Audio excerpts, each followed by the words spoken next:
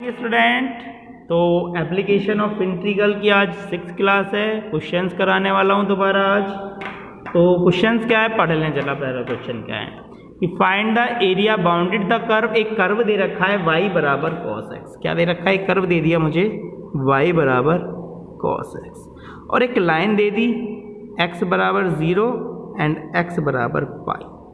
x बराबर 0 और x बराबर पाई के बीच में जितना भी एरिया निकल के आएगा हमको एरिया निकालना है। मैंने ग्राफ आपको पढ़ाए थे जब पहली और दूसरी क्लास ली थी, तो मैंने वहाँ पे एक ग्राफ पढ़ाया था y = cos x का ग्राफ आखिरकार क्या होता है।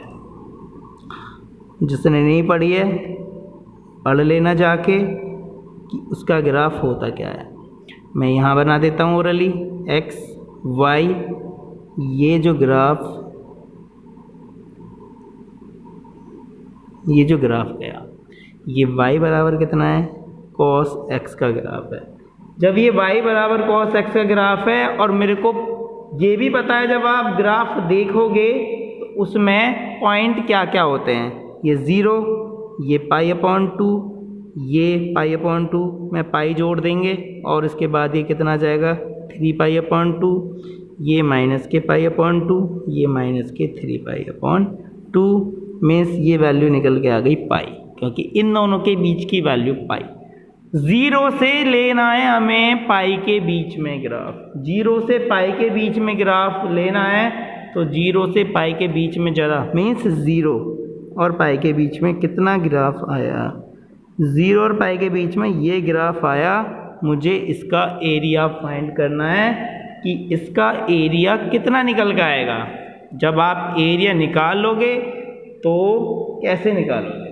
चलो तो अभी देखो मेरे पास लिमिट है यहाँ पे ओरिजिन 0 से गए π/2। यदि देखो दो पार्ट सेम है, यदि मैं इस पार्ट का निकाल लूँ तो उसमें 2 की मल्टीप्लाई कर दूँ तो निकल आएगा टोटल एरिया 0 से पाई के बीच में। ठीक है, तो मुझे एरिया निकालना है तो एरिया बाउंडेड रीजन, तो एरिया बाउंडेड रीजन निकालना है।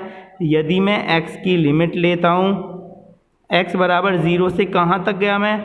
π/2 तक, क्योंकि मैं x बराबर 0 से π/2 तो गया, लेकिन मैं पाई नहीं ले सकता क्योंकि ग्राफ फिर नीचे नेगेटिव हो गया है, क्योंकि इस वाले क्वाड्रेंट में y की वैल्यू नेगेटिव होती है। यदि आप जोड़कर करना चाहते हो पहले 0 से π/2 जाओगे, फिर π/2 से पाई जाओगे, या फिर एक ही बार में 2 की मल्टीप्लाई कर दो बाहर और यहाँ पे फंक्शन y का ले लो और कितना आ जाएगा? dx आ जाएगा। चलो जी y की वैल्यू रख दो 2 टाइम्स x बराबर 0 से x बराबर π/2। y की वैल्यू पता है y cos x है। cos x का इंटीग्रल सबने पढ़ा है बच्चे ने, वो होता है sin x। 0 से लेकर कितना? π/2। एक बार तो रख दो इसमें π/2 और एक बार रख दो इसमें 0। sin π/2 की वैल्यू आपने कक्षा 10 में पढ़ी होगी, कितनी होती है? 1 माइनस की कितना? 0। आंसर कितना आ गया? 2 स्क्वायर यूनिट।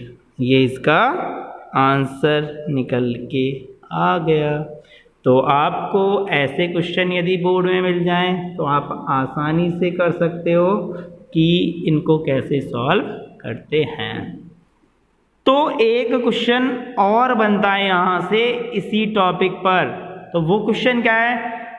ग्राफ सेम है y बराबर cos x और इस बार उन्होंने चीज़ दे दी x बराबर 0 से लेकर x बराबर 2 पाई के बीच कितना हमारा एरिया निकल के आएगा। तो x बराबर 0 से x बराबर 2 पाई के बीच में सो एरिया निकल के आएगा। देखो 3 पाई, अभी इसको और आगे बढ़ा दो। यदि इसमें ही मैं आगे करता तो 2 पाई मेरा यहाँ तक निकल के आता। मुझे फिर यहाँ तक एरिया चाहिए था। अब मेरे पास कितने बने? 1 2 3 4, तो मैं इसमें कितने की मल्टीप्लाई कर देता? 4 की मल्टीप्लाई कर देता, तो वहाँ से हमारा आंसर निकल के आ जाता। ठीक है, तो ऐसे क्वेश्चन आपको आपकी बुक में मिल जाएंगे। चलो नेक्स्ट क्वेश्चन की तरफ चलने वाले हैं अब हम। तो नेक्स्ट क्वेश्चन हमारा ये रहा आपके सामने। तो क्वेश्चन क्या है? Find the area of region, ये find the area of minor है।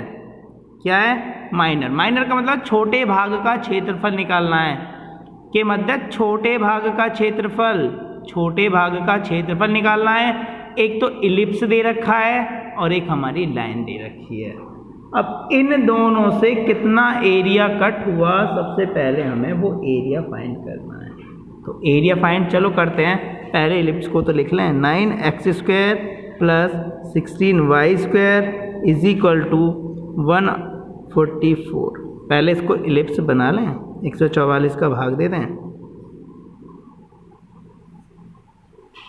बराबर कितना, कितनी बार कट गया जी? 16 टाइम्स। कितनी बार कट गया?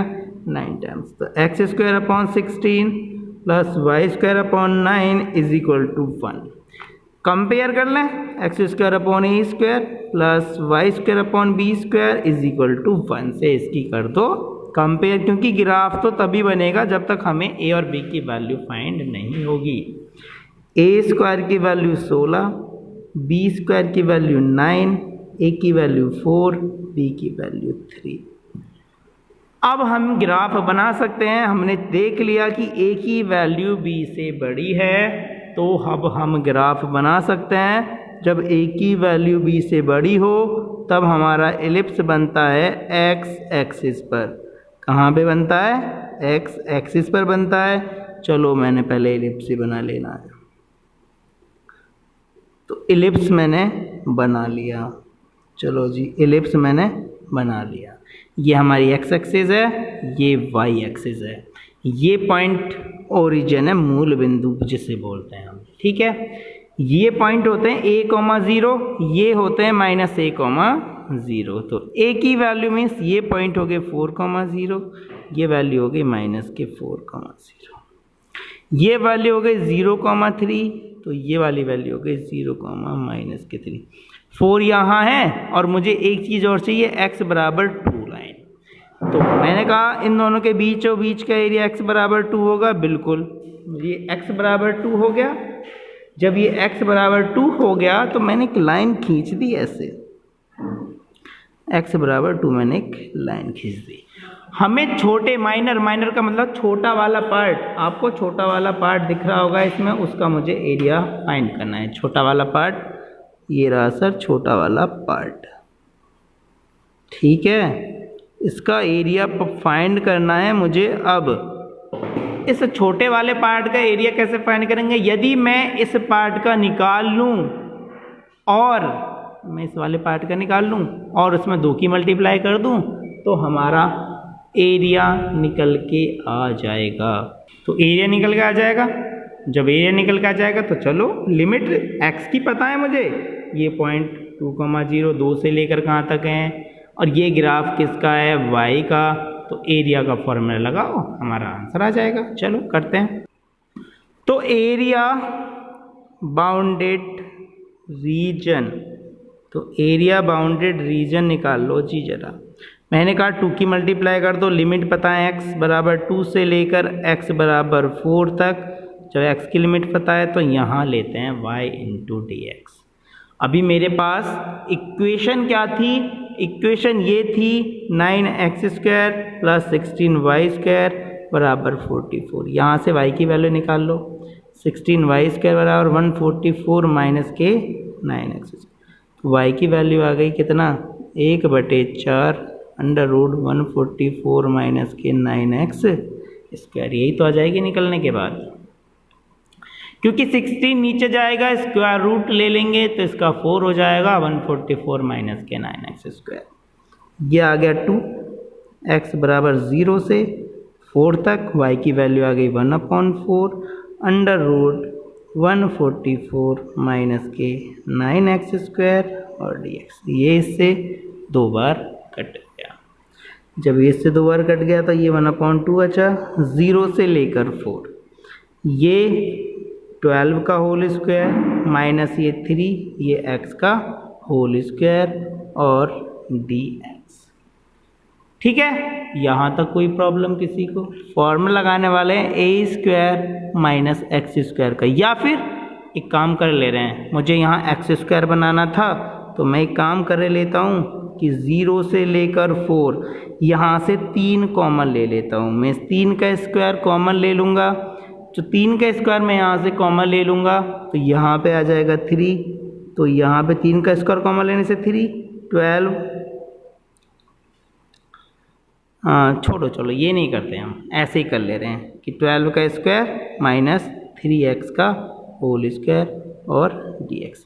फॉर्मूला आपको पता है ए स्क्वायर माइनस एक्स स्क्वायर का फॉर्मूला 1/2, 0 से लेकर कितना होता है, फॉर्मूला होता है x/2, तो x की जगह कितना है 3x/2 under root A square minus X square plus A square की वैल्यू कितनी है हमारे पास 144/2 इंटू साइन इनवर्स x की जगह 3x अपॉन कितना 3x अपॉन कितना x/a, और जो x की जगह माना उसका चैन रूल से डिफरेंशिएट, तो इसका कितना डिफरेंशिएट, और लिमिट हमारी 2 से लेकर ये 2 था, ये 2 था, कितना था ये 2 से लेकर कितनी मिल गई 4 मिल गई। ठीक है,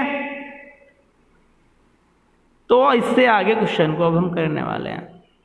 तो कितना आ गया 1/6, एक बार इसमें रखो 4 रखेंगे, 4 दिया 12/2, जो यहाँ पे 4 रखेंगे 4 चौक 16, 16 निम्मा 144 माइनस के 144 प्लस के यहाँ पे 144 का 72 साइन इनवर्स 4 दिया 12/12, ठीक है 4 रखेंगे, बीच में आता है माइनस 2 रखेंगे 3 गुणा 2/2 अंडर रूट 144 माइनस यहाँ पे 2 रखो 9 चौक कितना 36 प्लस 72, क्योंकि 72 बचा होगा, साइन इनवर्स 2 रखेंगे 3 दूनी 6 कितना 12, यही आएगा। यहाँ पे आ गया 1/6, ये तो 0 बना लिया, प्लस के 72, यहाँ पे बचा साइन इनवर्स 1, माइनस की चाहो तो मल्टीप्लाई कर लो 3, यहाँ पे बचा कितना 108 प्लस माइनस माइनस 72, यहाँ पे कितना बचा साइन इनवर्स 1/2, सबकी वैल्यू पुट कर दो 1/6, 72 साइन में 1 कितने की वैल्यू होती है, साइन π/2 की वैल्यू होती है। इसको मैंने पीछे लिखा था कितना 6 अंडर रूट कितना 3, क्योंकि 6×36 या 108, यहाँ पर 72 साइन इनवर्स कितने की वैल्यू होती है π/6 की वैल्यू होती है। तो ये आ गया 1/6, 72 मल्टीप्लाई π/2, क्योंकि π/2 माइनस 6 दिया 18 अंडर रूट 3 माइनस 72 π/ कितना 6, कितनी बार कट गया 6 से, पूरी इक्वेशन से कॉमन ले रहे हैं, 6 कॉमन लेंगे 12/2 माइनस के 6 कॉमन ले लेंगे 3 अंडर रूट 3 माइनस के यहाँ पर कितना बच जाएगा 2 कितना बच गया जी, यहाँ पर 6 से 6 कैंसिल, 6 में से 2 4 माइनस के 3 अंडर रूट 3 स्क्वायर यूनिट, क्या निकल के आ गया, यही इसका आंसर निकल के आएगा। तो ऐसे क्वेश्चंस को ऐसे किया जाता है, काफ़ी लेंथी क्वेश्चन था, लेकिन यदि आपको मेथड आता होगा तो आप कर जाओगे, क्योंकि इसमें कुछ नहीं है, इंटीग्रल के बाद मैंने केवल वैल्यू को रखा है। तो आज की क्लास हमारी यहीं ख़त्म होती है, हम मिलते हैं नेक्स्ट क्लास में।